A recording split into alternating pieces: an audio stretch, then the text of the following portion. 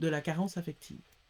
Ce qu'il faut comprendre quand on fait un travail de l'ombre, quand on fait un travail de conscience par rapport à ces traumatismes invisibles qui trouvent leur source dans l'enfance, on aura beau porter tous les masques du monde, on aura beau endosser tous les rôles du monde, on aura beau remplir toutes les conditions du monde, pour essayer de se sentir aimé, pour essayer de se sentir reconnu, pour essayer de se sentir considéré, pour essayer de se sentir valorisé, ça ne change rien si au fond de soi, on ne s'aime pas.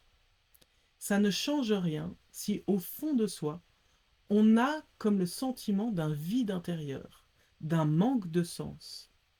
On a le sentiment qu'il nous manque quelque chose. Ce n'est pas en remplissant les attentes que les autres ont envers nous qu'on va apprendre à s'aimer. Au contraire. Pour apprendre à s'aimer, il faut partir à la découverte de qui on est vraiment, sans nos masques de la personnalité, sans les rôles qu'on a accepté de jouer, sans remplir aucune condition pour plaire à qui que ce soit. Et une fois qu'on se rend compte qu'on a porté des masques toute notre vie, qu'on a rempli des rôles toute notre vie,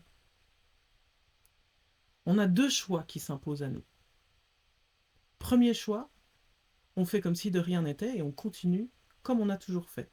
Et ça, c'est un choix qui vous appartient si vous décidez que c'est ce choix-là que vous voulez faire. Mais il y a un deuxième choix.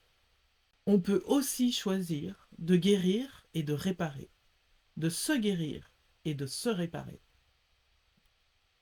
d'apprendre à s'aimer, soit, d'apprendre à se considérer, soit, d'apprendre à se valider, soit, d'apprendre à se valoriser, soit, d'apprendre à faire de soi une priorité pour soi-même, d'apprendre à redevenir la vraie version de soi.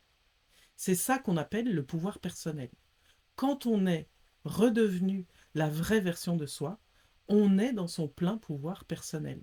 On ne donne plus son pouvoir aux autres.